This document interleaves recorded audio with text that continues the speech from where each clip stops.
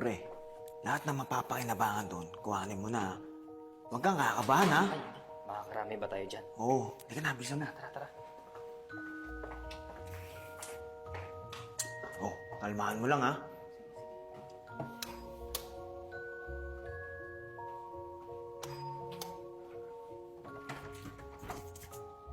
Ate, magandang gabi. Kumusta na? Nandiyan ba si Kuya?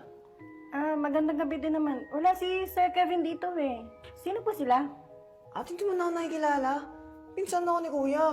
Si ate talaga makakalimutin, no? Ganun ba? Pasensya ka na. Di ko kasi matandaan. Anak ako ni Johnson. Tamangin siya ng tatay ko si Kevin. Yun, si Kevin.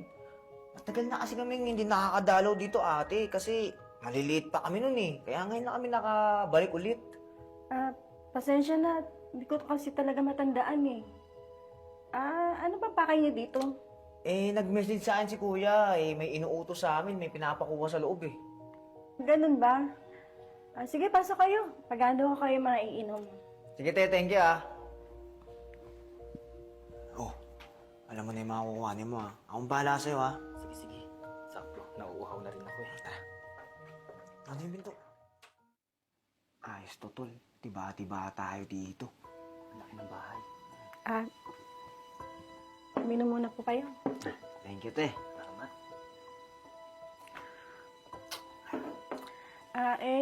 Ano nga pala yung pinag-uutos ni Sir Kevin sa inyo? Sa totoo niyan, te, message ako ni Kuya na ipabenta niya na yung ibang mga gamit niya dito. Actually, may mga buyer na rin ako eh. Kaya kailangan ko kuhanin yung ibang gamit. Ganun ba? Kasi wala namang nabanggit si Sir Kevin tungkol sa mga bagay na yan. Pwede ba pakihintay na lang natin kasi parating naman na siya, malapit na. Ito, hindi ako pwedeng mahuli. May lakad pa ako mamaya.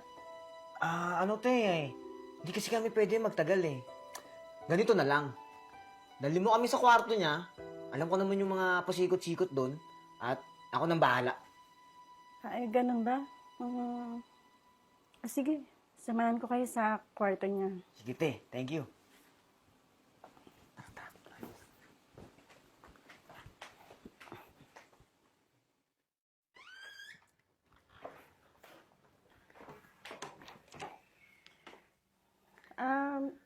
Ano bang kailangan niyong kunin dito sa kwarto ni Sir?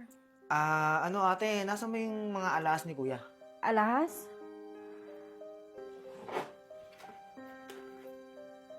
Ito ba?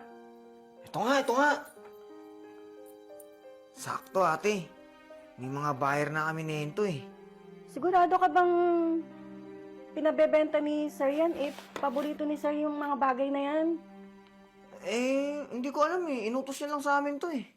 Hindi ba pwedeng hintayin natin si Sir? Total, parating naman na siya eh. Pauwi na ba si Sir? Hindi na. Kasi baka maliit kami. May mga bibili na nito. Inaabangan kami. Tara na ate, baka maliit pa kami.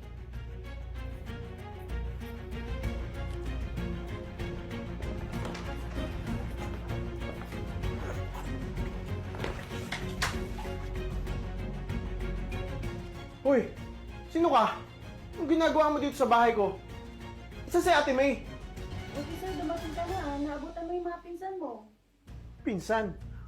Wala akong mga pinsan dito, Ate May. Pinsan mo daw siya, Sir eh.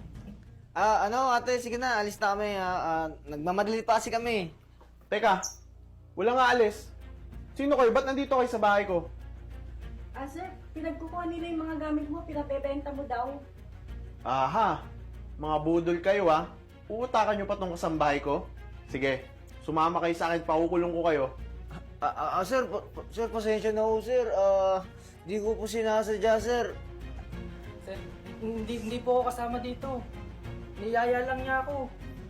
So ngayon, nangangailangan lang kayo? Ate May, sa susunod, wag na wag kang makikipag-usap o magpapapasok ng mga hindi mo kakilala sa bahay. Lalo na sa panahon ngayon, napakaraming manluloko. Buti na lang hindi kasi sinaktan itong dalawang tukmol na to. Sige, kayong dalawa, sumama kayo at pakukulong ko kayo. Sir, wag po, sir. Sir! Kawawa na kayo, sir.